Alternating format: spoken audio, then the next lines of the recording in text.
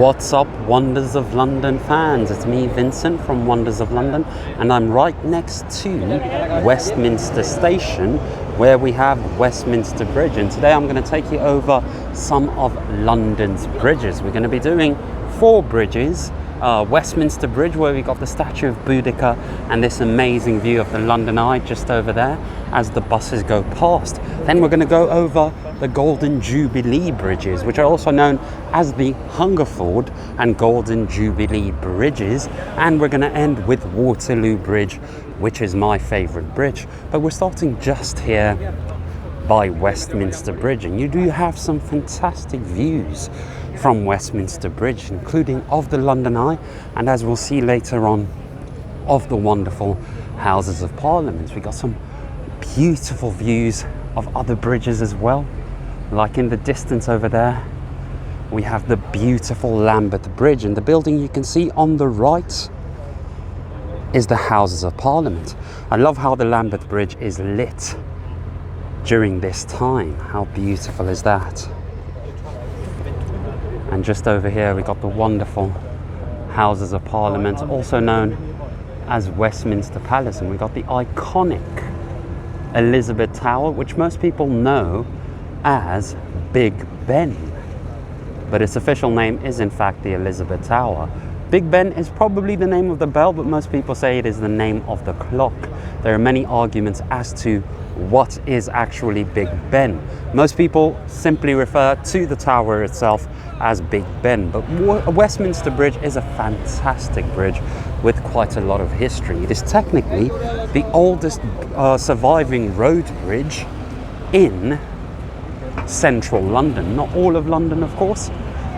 In Richmond, which is in Zone 4,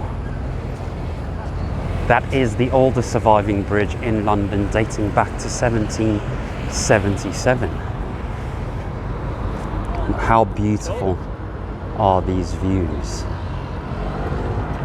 Westminster Bridge has been nicknamed the Bridge of Fools because it took almost 11 years to complete, and it was funded by the lottery, and people started dubbing it the Bridge of Fools because of the length of time it actually took to complete.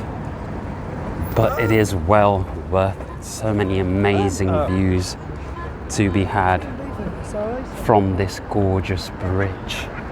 We're also going to see what it looks like from down below. Let me know, guys, of the 4 bridges we're going to be visiting today. Technically 3, because the Golden Jubilee bridges are 2 bridges, but they go hand in hand. But let me know which bridge is your favorite. My favorite, as I will tell you later on, is Waterloo Bridge, the last bridge we're going to do because of the view. There we got County Hall, beautifully lit up behind the London Eye. How lovely is that? We also have on the other side of Westminster Bridge, which we currently are on, St Thomas Hospital. And St Thomas Hospital is an amazingly historic building. St Thomas Hospital has the statue of Mary Seacole, one of the Crimean War nurses, and we also have the Florence Nightingale Museum, another one of the Crimean War nurses. And both Mary Seacole and Florence Nightingale were so much loved by Londoners and the English alike that upon their return from the Crimean War, they each had a festival in their honor, a celebration in their honor.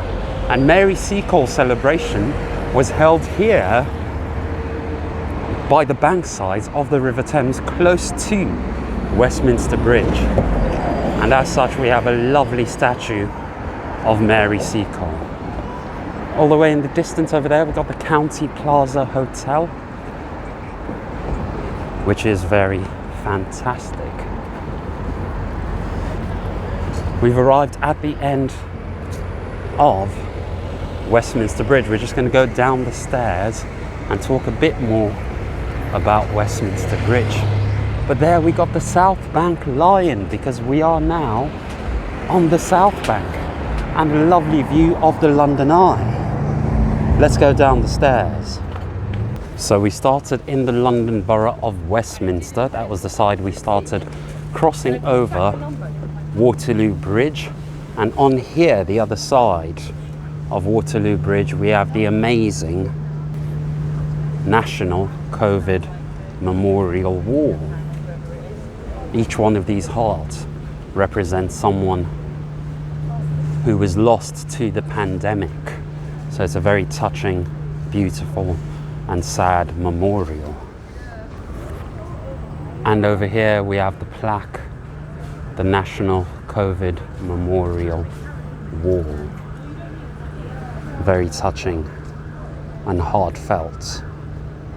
From the Lambeth side of Waterloo Bridge, we can see the amazing Houses of Parliament on the other side of the river over there in all of their majesty. We got the Victoria Tower on the left-hand side, the Central Tower over there, and we have the Elizabeth Tower, aka Big Ben. And as we slowly pan to the right, we have the wonderful Westminster Bridge itself. And in fact, Westminster Bridge has inspired many painters, artists, including Canaletto and J.M.W. Turner, Samuel Scott and Antonio Jolly. They all painted Westminster Bridge. Not the bridge we're looking at, however, because this is not the original bridge. The original bridge was sadly removed, and it was a very beautiful bridge. If you look up any of the paintings by either Canaletto, Samuel Scott, Antonio Jolly, or J.M.W. Turner, you can see what the old Westminster Bridge looked like. But it also inspired poets, and we've got a wonderful poem from one of the greatest poets in the English language, and it is, of course, William Wordsworth. And in 1802, on the 3rd of September, William Wordsworth wrote a poem that he called Composed upon Westminster Bridge, September 3, 1802. And it goes something like this. Earth has not anything to show more fair. Dull would he be of soul who could pass by a sight so touching in its majesty. This city now doth like a garment wear the beauty of the morning silence bare. Ships, towers, domes, theatres and temples lie open unto fields and unto the sky. All bright and glittering in the smokeless air. Never did sun more beautifully steep in his first splendour valley, rock or hill. Never saw I, never felt a calm so deep.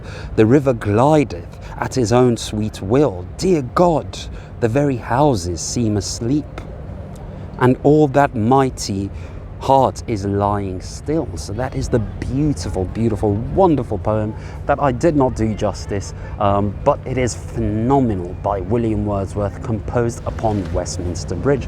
Let's head over to our next bridge, the Golden Jubilee Bridges. On this side of Westminster Bridge, and in between Westminster Bridge and our first of the Golden Jubilee Bridges, we do have some wondrous views. It's a lovely walk on the South Bank, just by the London Eye, and you can get tickets to Madame Tussauds here. There is also the London Aquarium and Shrek's Adventure. So much to do in this beautiful part of London. Up over there we have County Hall and the wonderful London Eye. A very nice angle for the London Eye here. Still between Westminster Bridge and our next bridge, the first of the Golden Jubilee Bridges, we have this wonderful view of the London Eye moving slowly. A full circuit on the London Eye, the observation wheel, will take you about 13 minutes to go all the way round. But just over here we can see the MOD, the Ministry of Defence, on the other side of the river, and we got Whitehall Place, where you have the Royal Horse Guards Hotel, another fantastic hotel in London. The lit up building on the other side over there is Charing Cross Station. So the closest stations to where we are currently is Waterloo Station, then we got Charing Cross Station over there, and we have Westminster Station, where we began as well. So how brilliant are these views? Let's go check out the London Eye in all of its glory once more. And over there we've got this wonderful shot of the London Eye. How beautiful is that? And we have arrived at our second bridge, one of the Jubilee, Golden Jubilee bridges rather. And that leads you directly to Charing Cross Station, which is now red and orange on the other side of the river over there. Let's see what it's like to go over this particular bridge. And this is quite fitting for Christmas, between the bridges, as we are going between some of London's bridges. Do check this out if you're in London. It is here for winter and Christmas, and it's fantastic. And here is our first view from one of the Golden Jubilee bridges, which are so named because they were opened for the Queen's Golden Jubilee. We've got the wonderful London Eye once again, Houses of Parliament and Westminster Bridge in the distance there. It is simply fantastic. And just down there we got Charing Cross Station. They are suspension bridges, as you can see over here. And you get some pretty cool angles as you walk around using the suspensions. And I love the lights. Oh, sorry, on top of the bridges there. How cool is that? And as we approach the centre, let's have a look at the view. And there, as I mentioned, you can do some interesting things with the angles. We've got the London Eye fitting right in between the suspensions there, which is a pretty cool illusion. As we look at the view from the first of the Golden Jubilee bridges, I thought I'd give you another London-centric poem. This is London 1802, once again by William Wordsworth. He also wrote the poem about Westminster Bridge in the distance there. But this is London 1802 by William Wordsworth. Milton, thou shouldst be living at this hour. England hath need of thee. She is a fen of stagnant waters, altar, sword and pen. Fireside, the heroic wealth of hall and bower have forfeited their ancient English dower of inward happiness. We are selfish men. Oh, raise us up, return to us again, and give us manners, virtue, freedom, power. Thy soul was like a star, and dwelt apart. Thou hadst a voice whose sound was like the sea, pure as the naked heavens, majestic and free. So didst thou travel on life's common way in cheerful godliness, and yet thy heart the lowliest duties on herself did lay. So that's a wonderful, wonderful poem, once again by William Wordsworth, hearkening another great poet, Milton. Let's go to the other side. And just on the other side of this wonderful bridge, we've got that beautiful hotel, the Corinthia Hotel. And we talk about that on a couple of our tours. The Spies tour, we talk about the Corinthia Hotel, and the City of Sin tour, and the Walk by the River Thames tour. We do talk about the history of this wonderful hotel. They've got a fantastic afternoon tea, by the way. So if you're into afternoon tea and cream tea, then that is the hotel, or one of the hotels at any rate for you. You're spoiled for choice on this side of the river, because right there is the Corinthia Hotel. Opposite the Corinthia Hotel, you've got the Royal Horse Guards, and pretty much about 5 minutes walk from here, you have the Savoy Hotel as well. So quite a fantastic choice for afternoon tea. Now, between the two Golden Jubilee bridges, we have a third bridge, which is the Hungerford Road Bridge. We can't go over this because our rail bridge, sorry, we can't go over this particular bridge at the moment because it is a rail bridge, but it does have some amazing views as well. And here we got a marvelous view of what I call the glass monstrosities and a little bit of brutalist architecture. We got the Shard, the city buildings, the Pregnant Building, the beautiful St Paul's Cathedral in the distance there, and Waterloo Bridge, which, as I mentioned, is my favourite bridge. But as you can see, we are just on the other side, and there is the London Eye once again. We're slowly heading back to the South Bank where all those pretty lights are. Very beautiful London by night.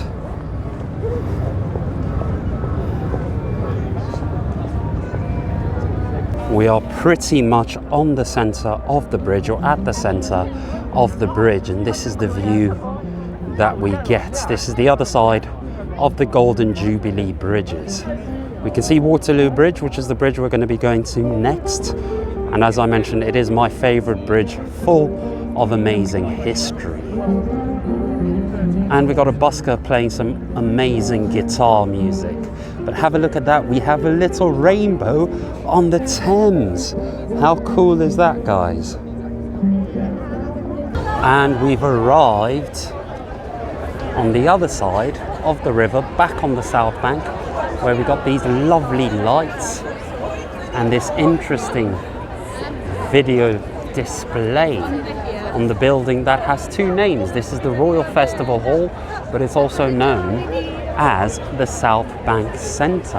And right here we actually have the meeting point for two of our walking tours, because at Wonders of London we are a walking tour company, and we have two tours that meet pretty much where we are.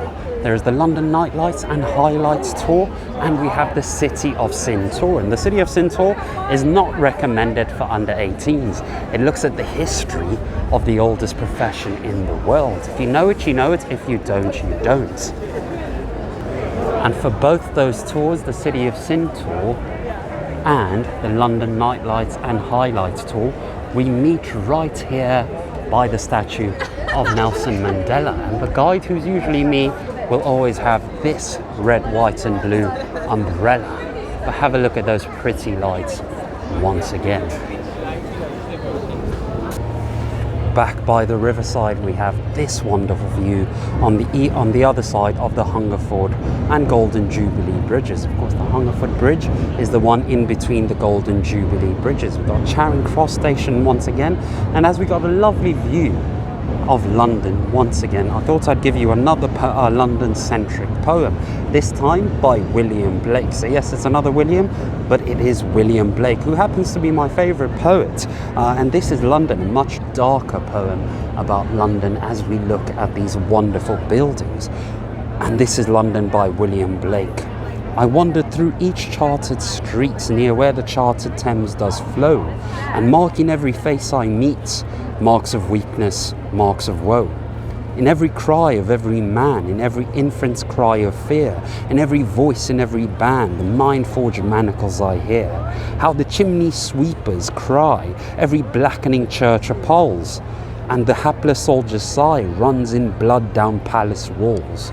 But most through midnight streets I hear how the youthful harlot's curse blasts the newborn infant's tear, and blights with plagues the marriage hearse. So that's a much darker version of London, and somewhat more realistic version of London as well, from William Blake. But how great is this view? We've got that boat just over there, doing a kind of handbrake turn. I don't know how to drive or sail, so I don't know what that turn would be called, but it is pretty cool to see. And have a look at the beautiful South Bank winter lights, trees, very electric neon winter on the South Bank.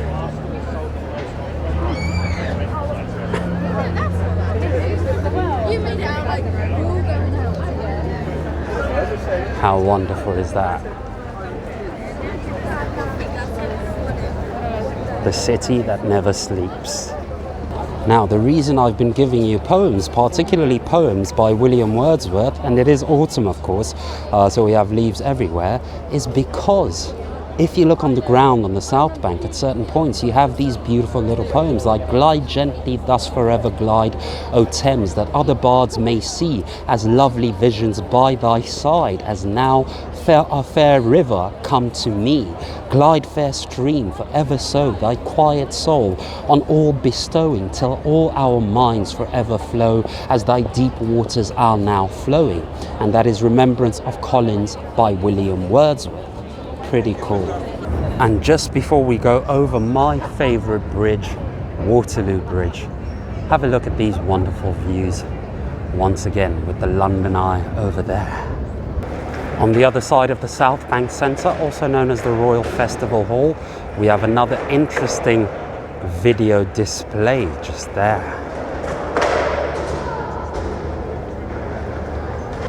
Between the bridges, there are also many museums and galleries, like the Hayward Gallery, where just outside we have this magnificent mural over here.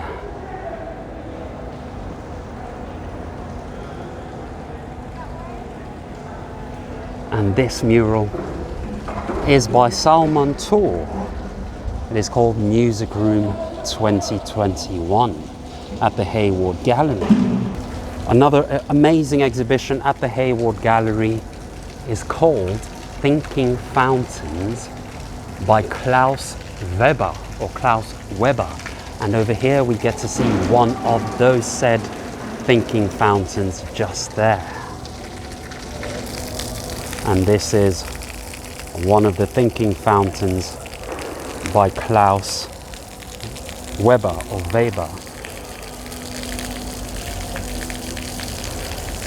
I love how the light is hitting the water here. You've got the mural in the distance there.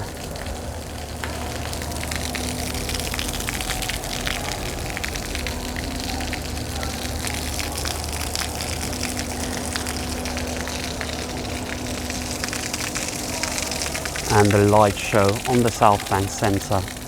And of course in the far distance on the other side of the river, Charing Cross Station. For those of you who fancy a cup of tea, right here by the Hayward Gallery, we have these two interesting teapots, tea kettles with some wonderful reflections.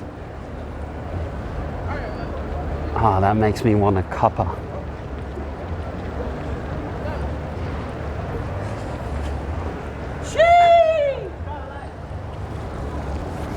And of course, there once again, on the other side of the Royal Festival Hall, aka South Bank Centre, is the London Eye. And we are finally on Waterloo Bridge. And one of the reasons Waterloo Bridge is my favourite bridge is because of the amazing views, like this view of the London Eye and the Elizabeth Tower, still covered in scaffolding, that we get in the distance beyond the Royal Festival Hall over there. Now, as I mentioned, one of the things I love about Waterloo Bridge, which we're currently on, is the view that you get. And it is an amazing view. There we got another one of those weird little cars, but let's go over the bridge properly to see two of the most amazing views that you can get from London. Over there in the distance, we can make out Charing Cross Station once again, covered by the trees and the leaves, but we're going to see it much better in a few moments. And just behind these beautiful colours of autumn, we have the view from Waterloo Bridge. How majestic is this? Very soon the London Eye is going to make an appearance once again, and there it is.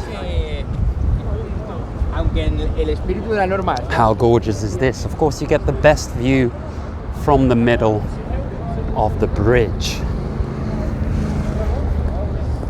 Now, another reason, including the view that we're looking at and the other view we're going to get when we cross back over on the other side, another reason I love this bridge is because of its amazing history. It's got such a wonderful history.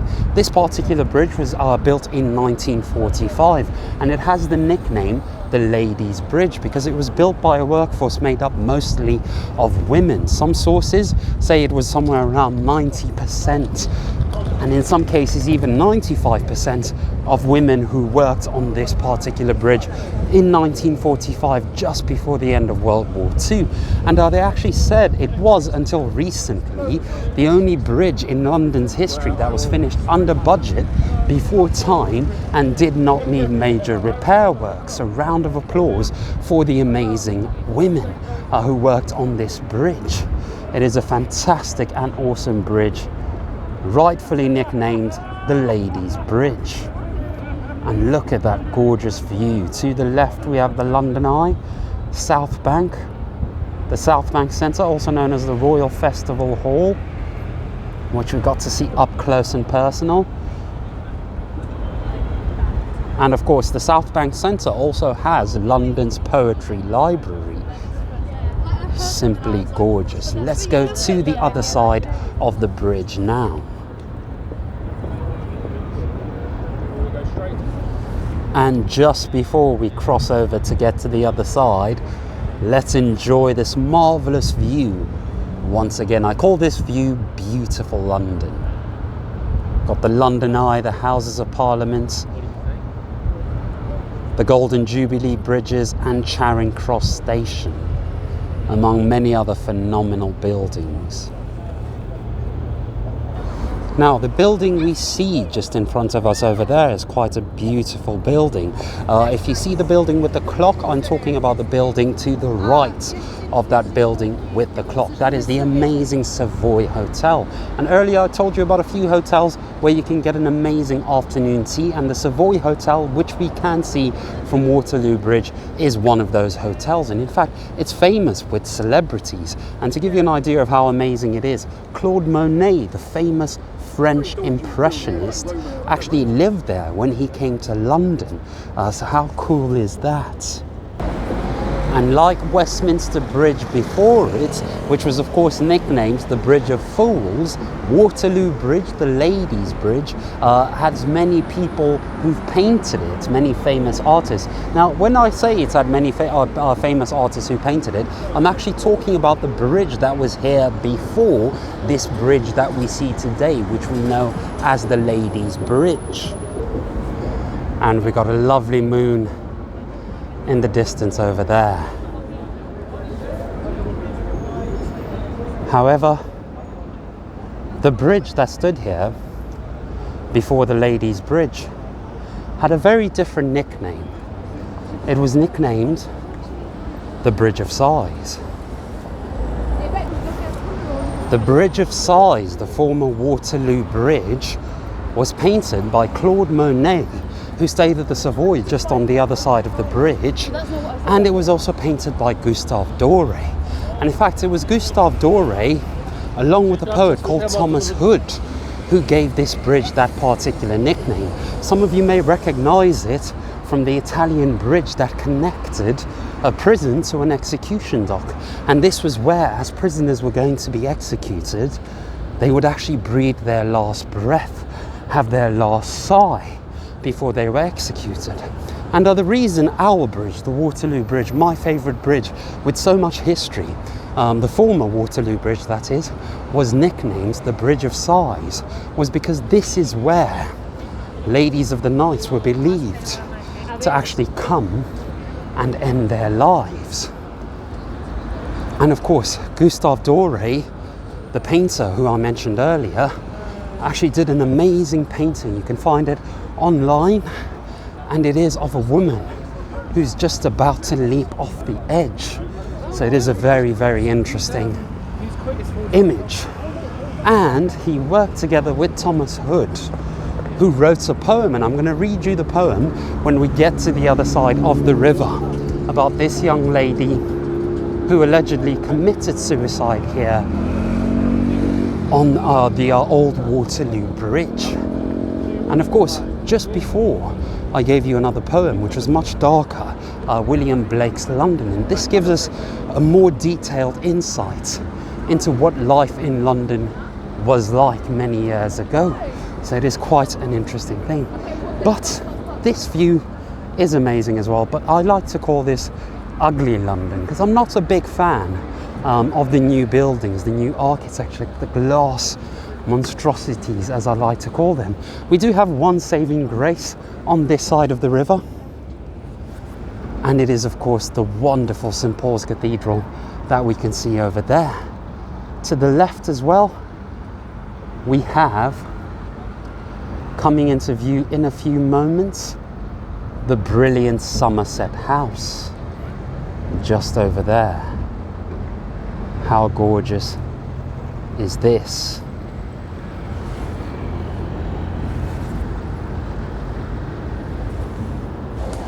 And right here by Waterloo Bridge on the South Bank once again, I will give you the poem about the lady who allegedly ended her life here from the Bridge of Sighs. This is Thomas Hood's poem, The Bridge of Sighs. One more unfortunate, weary of breath, rashly importunate, gone to her death. Take her up tenderly, lift her with care, fashioned so slenderly, young and so fair. Look at her garments, clinging like cerements, whilst the wave constantly drips from her clothing. Take her up instantly, lovingly, not loathing. Touch her, not scornfully, think of her mournfully, gently and humanly. Not of the stains of her, all that remains of her, now is purely woman. Make no deep scrutiny into her mutiny, rash and undutiful. Past all dishonour, death has left on her only the beautiful. Still, for all slips of hers, one of Eve's family, wipe those poor lips of hers, oozing so clammily. Loop up her tresses, escape from the comb, her fair auburn tresses, whilst wonderment guesses, where was her home? Who was her father? Who was her mother? Had she a sister? Had she a brother? Or was there a dearer one still, and a nearer one, yet all than all other? Alas, for the rarity of a Christian charity under the sun, oh, it was pitiful. Near a whole city full, home she had none. Sisterly, brotherly, fatherly, motherly, feelings had changed. Love by harsh evidence thrown from its eminence, even God's providence seeming estranged. Where the lamps quiver so far in the river, with many a light from window and casement, from garret to basement, she stood with amazement houseless by night. The bleak wind of March made her tremble and shiver, but not the dark arch or the black flowing river. Mad from life's history, glad to death's mystery, swift to be hurled anywhere out of the world. She plunged boldly, no matter how coldly the rough river ran. Over the brink of it, picture it, think of it, dissolute man. Lave in it, drink of it, then if you can. Take her up tenderly, lift her with care, fashion so slenderly, young and so fair. Ere her limbs frigidly stiffened, too rigidly, decently, kind, smooth and composed them, and her eyes closed them, staring so blindly.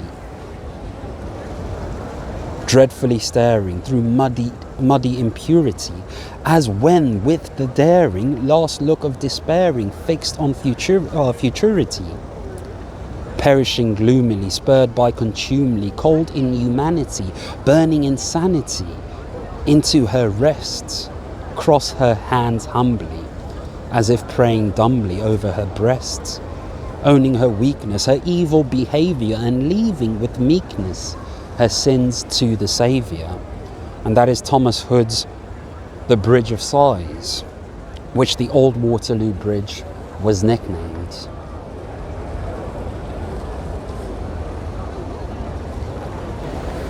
And the history of this wonderful bridge, that is Waterloo Bridge, is why it is my favourite bridge. And of course, the views don't hurt either. You've got such amazing views from atop the bridge as you walk over the bridge, and also from underneath the bridge, as you can see now. And the poem is a very sad poem, but an interesting thing is that historians actually looked at the records and they found that more men than women actually ended their lives from Waterloo Bridge. And once again, we do get an example of history not looking too kindly upon women. And we talk a lot more about this on our City of Sin tour, which I mentioned earlier. So be sure, if you have the opportunity, to check out our City of Sin tour. I do hope you've enjoyed this video and do have a lovely rest of your morning, afternoon, evening, etc. wherever you are. And by the way, before we go off, would you like us to do some more videos of bridges? If you would, do give us a like and a follow, and I'll mention it in the comments. For example, the bridge next to this amazing warship, which you can see in the distance over there, London Bridge. Or the bridge that I think needs no introduction, and is of course just over there by these amazing Christmas lights. Do let us know in the comments if you want more bridge videos, the bridges of London, and of course give us a like and a follow. I do hope you've enjoyed this video, and once again, do have a lovely rest of your morning, afternoon, evening, etc. wherever you are. Bye.